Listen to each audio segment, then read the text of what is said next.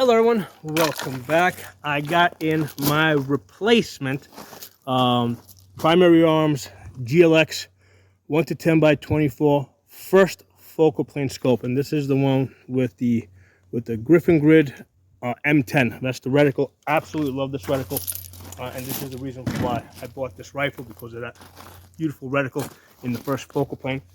But this is a replacement. The first one that I got, I don't know, I guess about three to 4 weeks ago at this point, had a parallax problem. Okay, and I already did some videos on that, and I actually didn't even notice I had the parallax problem, because for like the first 2 weeks that I was testing the scope out, I was shooting inside of 100 yards. Okay, and what happened is that the first scope that I got in, right, of this scope, right, it was parallax for I think maybe 10 yards, because I had a crystal clear picture, like even when looking at a bullseye at 10 yards, a crystal clear picture all the way out to 100 yards. But then when I went to shoot it at 200 yards, the problem was that I could not focus the reticle and the target simultaneously.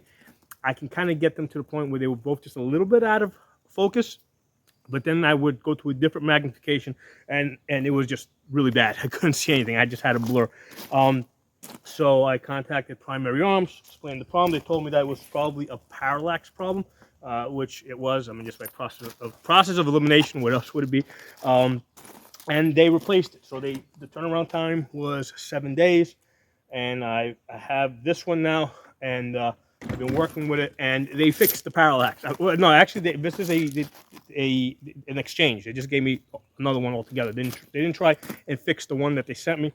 So I asked them. I sent them an email, and I asked them, what is the parallax set for on this scope? This 1 to 10 by 24 first focal plane, and they told me that all Primary Arms LPVOs are parallax set for 100 yards. Okay, so that's where the parallax is set for. So that actually kind of surprised me. For some reason, I thought it might have been a little bit further. I would have guessed 150 or 200 yards.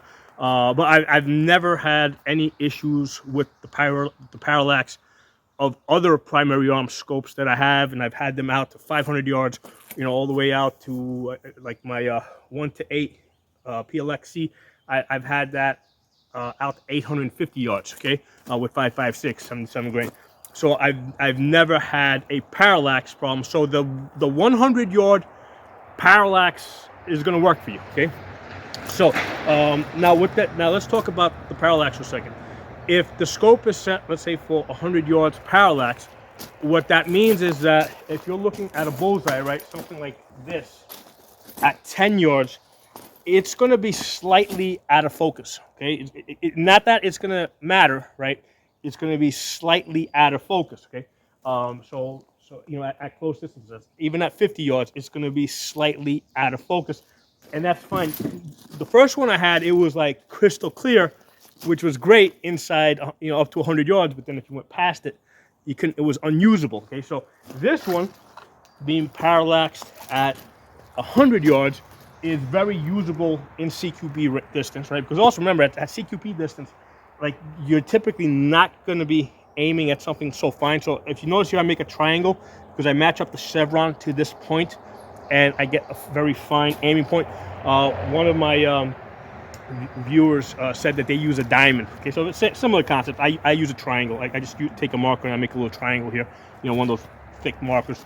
So if you put this, if I put this out at 10 yards, and I try to focus on this small little bullseye, it's going to seem a little bit out of focus. However, when I look at the same distance at 10 yards, when I look at the big targets over there, right, you can't tell the difference. Okay, so for CQB, you're looking at a man-sized target, no problem at all. You're not going to know that it is like ever so slightly out of focus. Okay, so this works. I had this out to 200 yards today. That tape. So first group I shot sucked. Okay, that was the one. I was using Wolf WM193, so we're using target ammo, and I have this mounted on this Palmetto 223 Wild with an 18-inch barrel, stainless steel barrel. Okay, so using this target ammo, the first group sucked balls. I got 6 inches at 200 yards. Okay, so that's 3 MOA. If I saw that I was pushing a little bit to the left, I adjust 2 clicks to the right. Okay, and that the reticle on this is in mils, so I adjust two clicks. I guess 2.20 to the right, 2 clicks to the right, and that brought me center. The second 5-shot group I got one. That's the one without the holes. Okay, 1, 2, 3, 4, 5. So all 5 shots are inside of 3.5 inches. Okay, so at 200 yards, it's like I think like a 2.75 MOA. And if I look at, let's say, like the best 4 shots, I got like a 3 inches at 200 yards, right? Because sometimes with target ammunition, sometimes you get a little bit of inconsistency. So a lot of times I'll do the best 4 out of 5. So best 4 out of 5 is 3 inches at 200 yards. So that's like a 1.5 MOA. Okay. And the reason why I put these numbers out there is I just want to give people a realistic understanding of what they can expect from from different ammunition and from different guns, because sometimes there's people out there that say that you should be hitting half-inch groups at at 100 yards like all the time. And yes, I do get half-inch groups with this gun using 77 grain match grade ammo, but who the hell can afford to shoot match grade ammo all the time? Okay, so that's why I also want to give you guys some realistic numbers. Okay, so I'm happy to say that the Parallax issue, is fixed. Okay, apparently it was just one issue in one scope that I happened to get, but be aware of it. It does exist. It can exist, and I did not notice it until I got out to 200 yards. So if you're at one of those gun ranges that, like, if you typically go to a gun range where that only goes out to 100 yards, you're not going to notice it. Okay, so take the scope off of the rifle, get out to a park or something where you can look at distance, and make sure that your parallax is good, that you can go to 200, 300, 400 yards. I did take this to a park where I was looking across a lake at people in boats. I posted a video. Now, I can't hold it as steady as if it's on the rifle because I'm holding it on my hand. I think I tried to steady my elbows on a rail. So I was able to, see a clear enough picture to range estimate people at 500 yards, 300 yards, 400 yards. So that's a good indication that, when I get out to a range where I can shoot 500 yards plus, the parallax is going to be good. Okay, so the parallax issue fixed. Okay, but it's interesting to know that primary arms LPVOs are parallaxed for 100 yards. Okay, because they said all their LPVOs are parallaxed for 100 yards. So parallax. Let's just talk about parallax real quick. Parallax is more than just the focus. All right. First of all, when you bring it into focus by adjusting the diopter that's in the back here, okay? And what you're going to do is you're going to look at something that's featureless, like the sky or a blank wall or something, and you're going to adjust the diopter so that the reticle is in focus, okay? And once the reticle gets into focus, then you will, then the targets should also be into focus, okay? And it should be a set and forget. You should be able to go to different magnifications at different distances, and that's it. You never have to play with the diopter again unless somebody else goes on your rifle with a different set of eyes. You should only have to adjust the magnification. Okay. So let's also talk about. So we're talking about the focus, but there's more to parallax than just getting the reticle and the target into focus. When we talk about parallax, we're talking about the reticle and the target being on the same plane, so that if you move your head side to side, right, the reticle's not going to shift on your target. Okay, so that's the significance of parallax. So the question now becomes, well, since LPVOs don't have a parallax, what happens if you go to further distance, right? Like if I'm at 500 yards and I shift my head slightly, what's going to happen? What are the chances am I going to be off? So here's the thing. LPVOs, especially ones that go up to 10 power like this, right? 1 to 10 power. When you zoom up, the eye box becomes very unforgiving. So what happens is when I'm in 10 power, okay, and I'm looking at something, if my head is ever so slightly off, like even if I take pressure off of the stock, you're gonna see shadow. You're not, so your face has to be perfectly lined up with the reticle at 10 power so that you won't see shadow. So that's self-correcting in that sense, right? So it doesn't, it's a set parallax at 100 yards, but at further distance, at 500 yards, where you're more likely to going to be zoomed up to a high magnification, the way I reason it, right, and the way I've experienced it, is because your head has to be directly, your eyeball has to be directly centered on the glass in order for you to not see shadow. That's going to mean that you're going to have the correct parallax. And in fact, I've heard of people that use, let's say, like a 1 to, like in the old days when they had like 1 to 4. I mean, people still use 1 to 4s, but when 1 to 4s and 1 to 6s were more common, what people would do is they would, so let's say you're up, let's say to a 1 to 6, right? All right. So what would happen is, okay, so now I'm a little bit more forgiving. So if your head is in the right position, you're not going to see shadow. But if you move your head slightly forward or slightly back, what's going to happen is if your eyeball is not centered on the glass, you're going to be shadow. Okay, so moving their head slightly forward or slightly back kind of forced them to get their eyeball in exactly the right position. Okay, so that's not a technique I've used. But that people have used it and it works for them. So that's something to try out if that's an issue for you. So for me, usually, now with usually I'm like, if I'm shooting at distance 500 yards, I have time to set myself up. I'm going to 10 power. I'm going to, I'm going to make sure that I'm centered on it.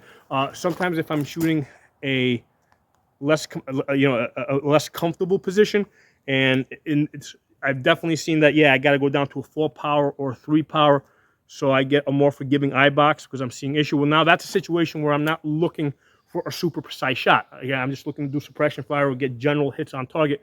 So again, that tends to be self-correcting. I'm shooting unconventional. I'm staying, let's say, in 3 power.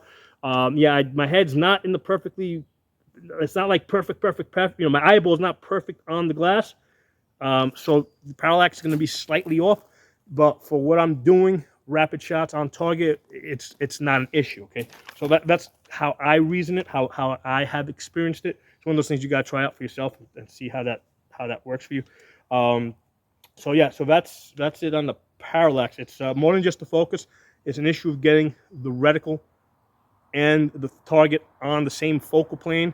But with the high magnification, it's self-correcting because if your eyeball is not in the perfect position, you're going to see shadow, okay? Another thing that's worth mentioning, because another issue did come up, and I've contacted Primary Arms about it. The Allen key that they sent me for the set screws over here doesn't fit, okay? I mean, it's like a little bit too small, and it spins in place. The one that goes back here, because I give you 2 Allen keys, one for the throw lever, that does fit, and you're going to want to use Loctite. Use Loctite 222, which is a low,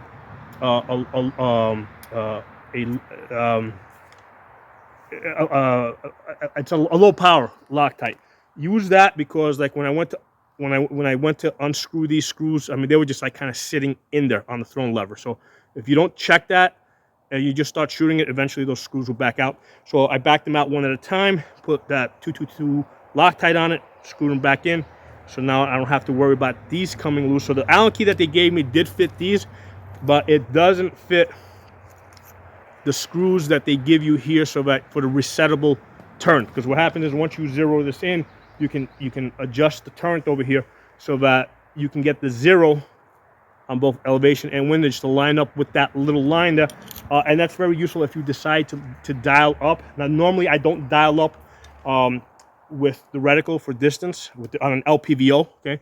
I do dial up for like my 5 to 25, but but for this I just use the reticle. But if I put a 22 conversion bolt in here, which I do very often for practicing, what I will do is I will go up 2.5 mils, which now gives me a zero with my 22 long rifle. Okay, so it's 2.5 mils up, so I get a 50-yard zero with my 5.56. Then I get, then I know that hey, if I want to put in a 22 conversion bolt, just go up 2.5 mils, you know, shoot my 22s, and then basically I'll dial back down to 0, and I'm now back to 5.56. So it's very convenient like that, and I use it.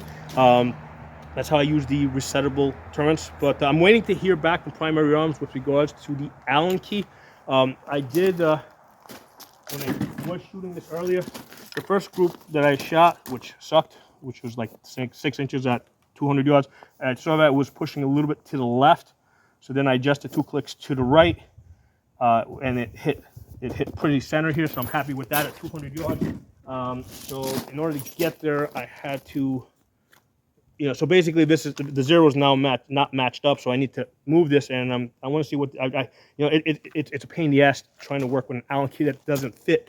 What I had to do, you can get it to work if you put the Allen key in and you bend it a little bit to apply sideways pressure. You're able to turn the screws.